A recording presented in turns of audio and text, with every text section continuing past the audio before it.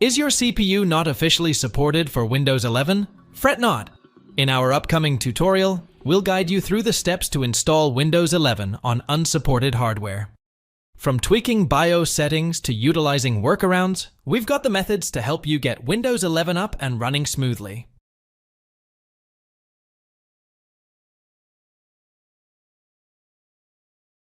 If you wonder how do I bypass the CPU isn't supported Windows 11, download Windows 11 Disk Image, ISO. Open the Select Download dropdown.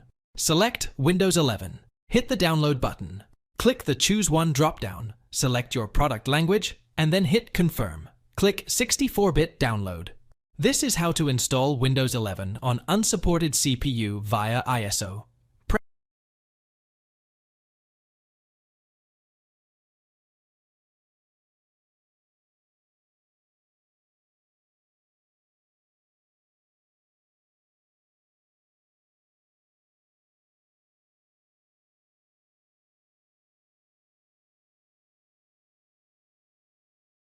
Press the Windows key plus R to start Run, type Regedit, and click OK to launch the Registry editor.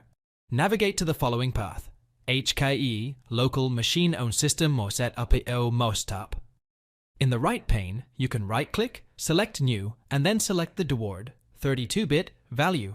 Once the value is created, you can rename it to Allow Upgrades with Unsupported TPM or CPU. You can now double-click on this new value and enter one into the Value Data field. Then, finally, hit OK and close the Registry editor. This is how to install Windows 11 on unsupported CPU via Regedit. Thanks for watching. If it helps, make sure to hit like and subscribe.